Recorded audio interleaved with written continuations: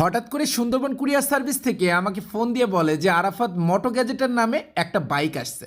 তো আমি আমার ম্যানেজারকে জিজ্ঞেস করি যে কোনো কাস্টমার কি বাইক পাঠানোর কথা আছে। তো ম্যানেজার বলল হ্যাঁ, অনেক দূর থেকে একটা বাইক পাঠাইছে অনেক হাই কোয়ালিটি মডিফাই করার জন্য।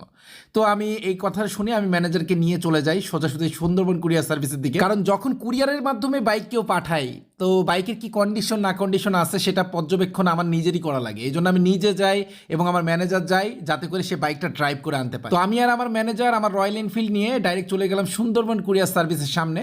তো আসার পরে ভাইকে বললাম যে এরকম আরাফাত মোটো গ্যাজেটের নামে কোনো বাইক আসছে। তো উনি বললে হ্যাঁ আসছে। এরপরে উনি উঠে ওনাদের লোকজন দিয়ে কিন্তু বাইকটা ডেলিভারি করার ট্রাই করে। তো আমি মোটামুটি সেই বাইকটা কোথায় রাখা আছে সেই জায়গাটা দেখার জন্য চলে যাই।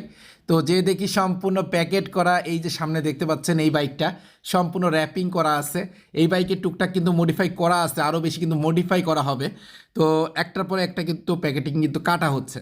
তো মোটামুটি আপনারা যারা দূর থেকে বাইক পাঠাবেন অবশ্যই আমার পার্সোনাল নাম্বারটা আমার ম্যানেজারের কাছ থেকে নিয়ে নেবেন।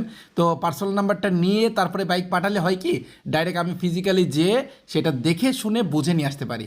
এবং অনেক দূরে যারা থাকেন অনেকেই বলেন যে ভাই এত দূরে তো যাওয়া সম্ভব না, সেক্ষেত্রে কি বাইকটা কুরিয়ার করতে পারবেন কি না? হ্যাঁ, কুরিয়ার করতে পারবেন। সে প্রসিডিউরটা হচ্ছে আপনার ড্রাইভিং লাইসেন্সের ফটোকপি লাগবে, আপনার ভোটার আইডি কার্ডের ফটোকপি লাগবে। এই দুইটা নিয়ে আপনি সুন্দরবন কুরিয়ার সার্ভিসে গেলেই আপনার বাইকটা প্যাকেটিং সহ যে কোনো বাংলাদেশের যে কোনো জায়গা থেকে কুষ্টিয়াতে আরাফাত মোটো গ্যাজেটে আপনার বাইকটা কুরিয়ার করে দেবে। এবং সবথেকে বড় কথা, আমি কিন্তু নিজে যাই বাইক আনতে, সেক্ষেত্রে আপনার বাইকের কোনো সমস্যা হবে না।